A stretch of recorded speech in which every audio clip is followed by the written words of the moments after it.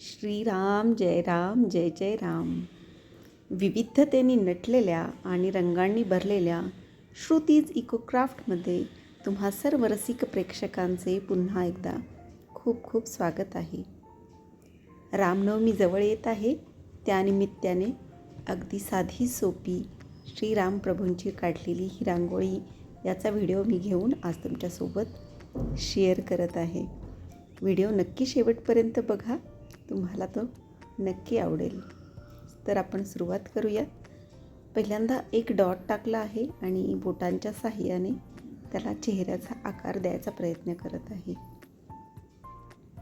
अशा पद्धतीने फक्त बोटांनी काढलेली ही जी रांगोळी आहे ना, ही जरा नेहमीच्या रांगोळीपेक्षा आगळी वेगळी आहे. याच्यामध्ये कुठलंही फारसं स्किल वापरायचं नाही आहे. फक्त आपल्याला बोटांच्या साहाय्याने अलगदपणे ही रांगोळी काढायची आहे आणि आपल्या मनातले भाव त्या रांगोळीमध्ये टाकून आपण जे संकल्प केला आहे ते चित्र प्रगट करण्याचा प्रयत्न करायचा आहे. अशीच ही एक रांगोळी आहे. याआधी श्री स्वामी समर्थांची जी रांगोळी काढली होती त्याला तुम्ही खूप जास्त प्रतिसाद दिला, त्याच्यासाठी सर्वांचे खूप खूप धन्यवाद. त्यानंतर गणपती बाप्पाची आणि गजानन महाराजांची पण अशीच रांगोळी काढली होती, त्यालाही तुमचा भरपूर प्रतिसाद मिळाला मला. आणि खूप जणांची डिमांड होती की देवींचे किंवा श्रीराम प्रभूंची, कृष्णाची अशाच पद्धतीने रांगोळी काढून दाखवायचा प्रयत्न करा म्हणून. तर आता रामनवमी जवळ आली आहे, त्यानिमित्ताने ही काढलेली श्रीराम प्रभूंची रांगोळी तुमच्यासाठी घेऊन आली आहे. तर आपण चेहरा काढून घेतला, त्यानंतर खालचा त्याचा अंगाचा भाग काढून घेतला आणि आपण आता केस काढून घेत आहोत. त्याचे छोटीशी अगदी छोटे छोटे डॉट टाकलेले आहेत आणि त्याच्यानंतर फक्त बोटाच्या साहाय्याने ते पसरवून त्याला त्या चित्रात आपण रूपांतरित करायचं आहे.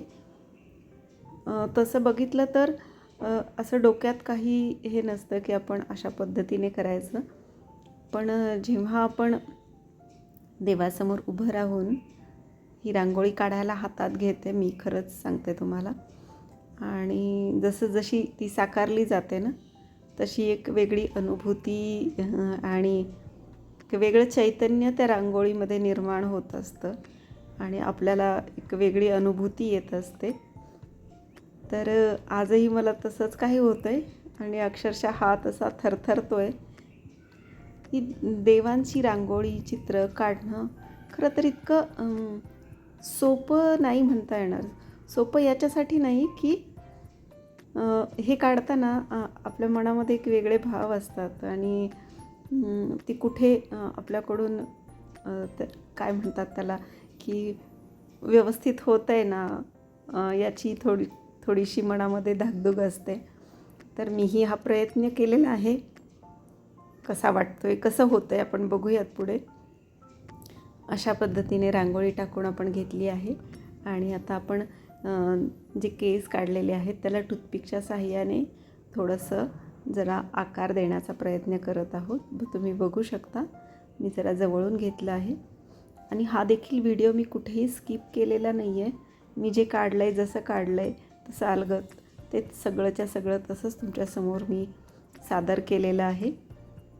आता मानेवर पडलेले जे केस असतात तर ते दाखवण्याचा मी प्रयत्न केला आहे. तुम्ही जर या चॅनलवर नवीन असाल तर नक्की आधीचे व्हिडिओ तुम्ही चेकआउट करा. चॅनलमध्ये तुम्हाला अनेक वेगवेगळ्या सणावारांचे, सण समारंभावरचे अनेक व्हिडिओज बघायला मिळतील. वेगवेगळे डेकोरेशनचे व्हिडिओ बघायला मिळतील. तर अशाच प्रकारे वेगवेगळे डेकोरेशन आणि रांगोळी बघण्यासाठी श्रुतीज इकोक्राफ्टला नक्की फॉलो करा. बेल आयकॉन पण नक्की प्रेस करा, जेणेकरून तुम्हाला नवीन व्हिडिओची नोटिफिकेशन मिळत राहील. आता आपण रुद्राक्षाची माळा आणि रुद्राक्षाचे केसांना लावलेले रुद्राक्ष, हातामध्ये रुद्राक्ष घातलेले, हे सगळं आपण काढणार आहोत. त्यांचे वस्त्र काढणार आहोत. तर एक एक त्याच्यामध्ये जसंही आपण काही ॲड करतो तसं ते चित्र, ती रांगोळी अशी पूर्णत्वाला येत राहते, असं थोडक्यात होतं.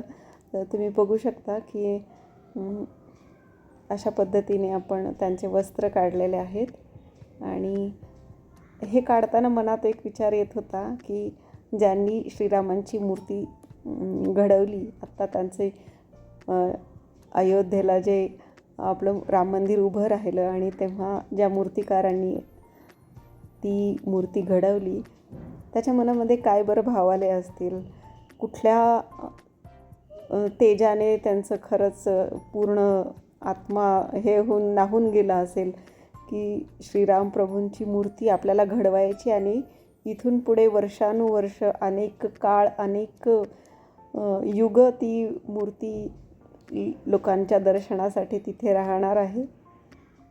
ते अभूतपूर्व आणि विलक्षण गोष्टी आहेत ह्या.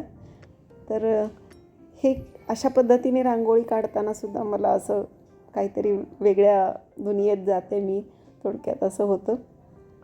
काहीतरी विलक्षण गोष्टी आठवतात, लक्षात येतात. आता चेहऱ्याच्या ठिकाणी आपण पुन्हा एकदा थोडासा पांढरा रंग रांगोळी टाकून घेणार आहोत आणि जरा प्लेन करणार आहोत. त्याच्यानंतर आपण नागडोळे काढण्याचा प्रयत्न करत आहोत आणि अशा पद्धतीने फक्त रांगोळीनीच काढलेलं आहे की थोडासा 3D लुक त्याला येईल असं. आणि अशा पद्धतीने आपण त्यांचा चेहरा पूर्ण करून घेत आहोत. रामनवमी अगदी काहीच दिवसांवर आलेली आहे, तर तुम्ही ही रांगोळी बघून नक्की तुम्ही काढून बघा. तुम्हाला जर आवडली तर रामनवमीच्या दिवशी तुम्ही नक्की अशा पद्धतीने रांगोळी काढू शकता. आणि अशा पद्धतीने आपली रांगोळी काढून तर झालेली आहे. आता आपण गंध लावण्याचा प्रयत्न करू. तर गंध आपण सूर्याचं प्रतीक तिथे काढत आहोत. तर बघूयात आपण एक थोडासा असा आंबा कलरचा एक डॉट तिथे टाकलेला आहे आणि टूथपिकच्या साहाय्याने सूर्याच्या किरणांचा आकार त्याला दिलेला आहे. थोडासा ऑरेंज आणि मग रेड कलर आपण तिथे थोडासा टाकणार आहोत की जेणेकरून रघुवंशी सूर्यवंशी राम यांचं ते गंध आपण तिथे काढून घेतलेला आहे.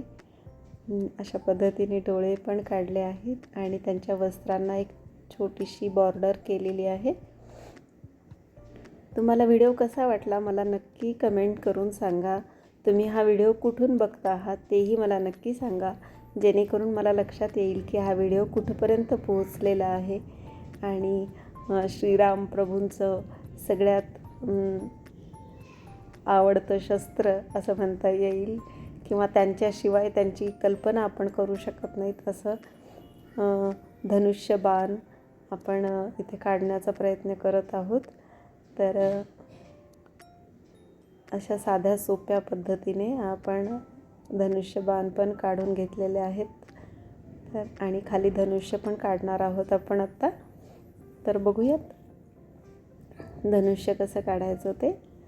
आणि ह्याच्यात खूप अवघड असं काहीही केलेलं नाही आहे, त्यामुळे तुम्हाला सहज सोपी ही रांगोळी काढता येईल. फक्त थोडं लक्ष देऊन पाहावं लागेल की काय केलं आहे ते. आणि तशा पद्धतीने तुम्ही जर परत केलं तर तुम्हाला ही नक्की रांगोळी काढता येईल.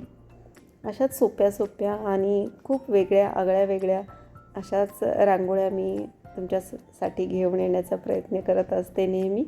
तुम्ही नेहमी चॅनलवर असतात, मला प्रत्येक व्हिडिओला अगदी भरभरून प्रतिसाद देता, तसा ह्याही व्हिडिओला द्याल अशी मला आशा आहे. तर अशा पद्धतीने आपली रांगोळी पूर्ण झाली आहे. व्हिडिओ कसा वाटला मला नक्की कमेंट करून सांगा आणि तुमच्या मैत्रिणींसोबत शेअर करायला अजिबात विसरू नका. व्हिडिओ आवडला असेल तर like, share and subscribe. Thank you. Shriram जय राम जय जय राम. श्रीराम जय राम जय जय राम. श्रीराम जय राम जय जय राम.